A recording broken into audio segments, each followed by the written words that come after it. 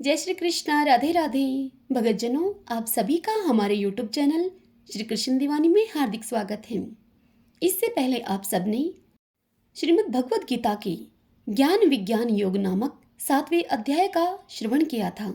अब आज हम उससे आगे अक्षर ब्रह्मा योग नामक 8वें अध्याय का रसपान करेंगे। ओम श्री परमात्मने नमः। ओम श्री राधा कृष्णाभ्याम नमो नमः। सभी बोलिए ओम नमो नारायणाय, ओम नमो नारायणाय। अर्जुन ने कहा, हे पुरुषोत्तम, वह ब्रह्मा क्या है, अध्यात्म क्या है, कर्म क्या है, अधिभूत नाम से क्या कहा गया है और अधिदेव किसको कहते हैं? हे मधुसूदन, यहाँ अधियज्ञ कौन है और वह इस शरीर में कैसे है तथा युक्त चित्त वाले पुरुषों के द्वारा अंत समय में आप किस प्रकार जानने में आते हैं? तब श्री भगवान अर्जुन से बोले, श्री भगवान ने कहा, परम अक्षर ब्रह्मा है। अपना स्वरूप अर्थात जीवात्मा अध्यात्म नाम से कहा जाता है और भूतों के भाव को उत्पन्न करने वाला जो त्याग है वह कर्म नाम से कहा गया है। उत्पत्ति विनाश धर्म वाले सब पदार्थ अधिभूत हैं। हिरण्मय पुरुष अधिदैव है। और हे देहधारियों में श्रेष्ठ अर्जुन, इस शरीर में मैं वासुदेव ही अंतर्यामी रूप से अधियज्ञ हूँ। जो पुरुष अंत काल में भी मुझको ही स्मरण करता हुआ शरीर को त्याग कर जाता है वह मेरे साक्षात स्वरूप को प्राप्त होता है। इसमें कुछ भी संशय नहीं है। हे कुंती पुत्र अर्जुन, यह मनुष्य अंत काल में जिस जिस भाव को स्मरण करता हुआ शरीर का त्याग करता है उसको ही प्राप्त होता है, क्योंकि वह सदा उसी भाव से भावित होता रहा है। इसलिए हे अर्जुन, तू सब समय में निरंतर मेरा स्मरण कर और युद्ध भी कर। इस प्रकार मुझ में अर्पण किए हुए मन बुद्धि से युक्त होकर तू निसंदेह मुझको ही प्राप्त होगा। हे पार्थ, यह नियम है कि परमेश्वर के ध्यान के अभ्यास रूप योग से युक्त दूसरी ओर न जाने वाले चित्त से निरंतर चिंतन करता हुआ मनुष्य परम प्रकाश रूप दिव्य पुरुष को अर्थात परमेश्वर को ही प्राप्त होता है।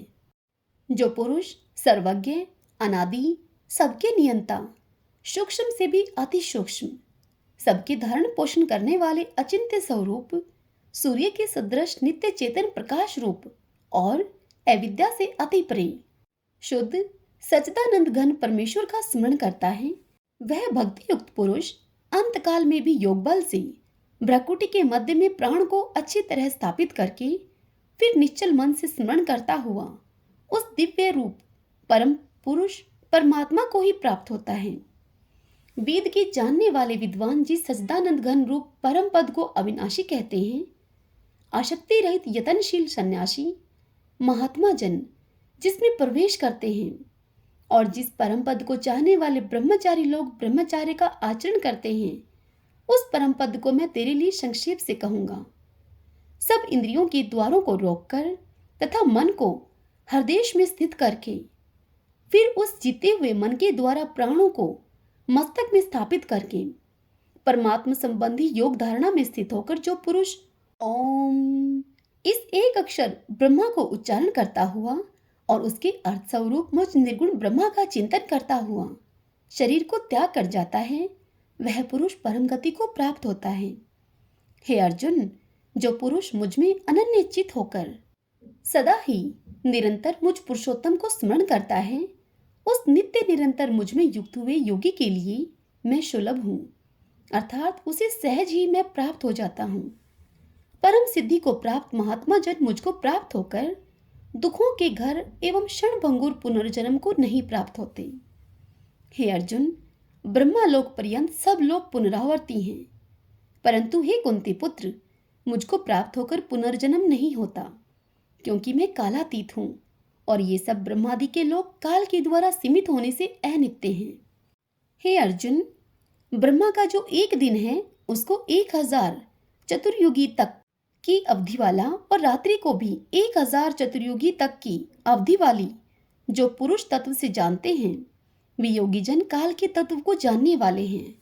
संपूर्ण चराचर भूतगण ब्रह्मा के दिन के प्रवेश काल में अव्यक्त से अर्थात ब्रह्मा के सूक्ष्म शरीर से उत्पन्न होते हैं और ब्रह्मा की रात्रि के प्रवेश काल में उस अव्यक्त नामक ब्रह्मा के सूक्ष्म शरीर में ही लीन हो जाते हैं। हे पार्थ, वही यह भूत समुदाय उत्पन्न होकर प्रकृति के वश में हुआ रात्रि के प्रवेश काल में लीन होता है और दिन के प्रवेश काल में फिर से उत्पन्न होता है। उस अव्यक्त से भी अति परे दूसरा अर्थात विलक्षण जो सनातन अव्यक्त भाव है, वह परम दिव्य पुरुष सब भूतों के नष्ट होने पर भी नष्ट नहीं होता। जो अव्यक्त अक्षर इस नाम से कहा गया है, उसी अक्षर नामक अव्यक्त भाव को परम गति कहते हैं तथा जिस सनातन अव्यक्त भाव को प्राप्त होकर मनुष्य वापस नहीं आते, वह मेरा परम धाम है। हे पार्थ, जिस परमात्मा के अंतर्गत सर्वभूत हैं और जिस सच्चिदानंद घन परमात्मा से यह समस्त जगत परिपूर्ण है, वह सनातन अव्यक्त परम पुरुष तो अनन्य भक्ति से ही प्राप्ति होने योग्य है। हे अर्जुन, जिस काल में शरीर त्याग कर कर गए हुए योगी जन तो वापस न लौटने वाली गति को और जिस काल में गए हुए वापस लौटने वाली गति को ही प्राप्त होते हैं, उस काल को अर्थात दोनों मार्गों को मैं कहूंगा।